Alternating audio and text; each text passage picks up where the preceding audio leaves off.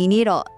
American သမ္မတ Donald Trump နဲ့ Colombia သမ္မတ Gustavo Petro တို့ရဲ့အံ့အားသင့်စရာတွေ့ဆုံမှုကြောင့်ပြောပြချင်ပါတယ်။လာနဲ့ချီပြီးတရားကိုတရားစကားစစ်ထိုးခဲ့ကြတဲ့ခေါင်းဆောင်တွေရောက်ပေါ့။အခု interview တော့မှတွေ့ပြီးနောက်မှာတော့အခြေအနေကလုံးဝပြောင်းပြန်ဖြစ်သွားတယ်။ပထမအချက်ကတော့သူတို့ရဲ့လေတံပြောင်းသွားတာပဲ။အရင်ကဆိုရင်လေ Trump က Petro ကိုလူမမာလို့ခေါ်ခဲ့တာ။ Petro ကလည်း Trump ရဲ့မူဝါဒကိုနာဇီတွေနဲ့တောင်နိုင်ခဲ့တယ်။အခုကျတော့ Trump က Petro ကိုထူးချွန်တယ်လို့ချီးကျူးပြီးကိုလံဘီယာကိုကျွန်တော်ချစ်တယ်ဆိုတဲ့လေရေးစာတိုးလေးတောင်ပေးလိုက်သေးတယ်။ဒုတိယအချက်ကတော့လေသူတို့လက်တွေ့ကြတဲ့ပူပေါင်းဆောင်ရွက်မှုတွေလုပ်ဖို့သဘောတူခဲ့ကြတာပါ။ဥပမာမူရဲ့ရာဇာကြီးတွေကိုအတူတူဖိမှတ်ထားမယ်ပြီးတော့ Venezuela ကတဘာဝတက်ငွေကိုကိုလံဘီယာကနေတဆင့်ပို့ဖို့ကိစ္စတွေဆွေးနွေးခဲ့ကြတယ်။ Ecuador နဲ့ကိုလံဘီယာကြားကကုန်သွယ်ရေးပြဿနာကိုတော့ Trump ကဝင်ဖြေရှင်းပေးမယ်လို့ပြောခဲ့သေးတယ်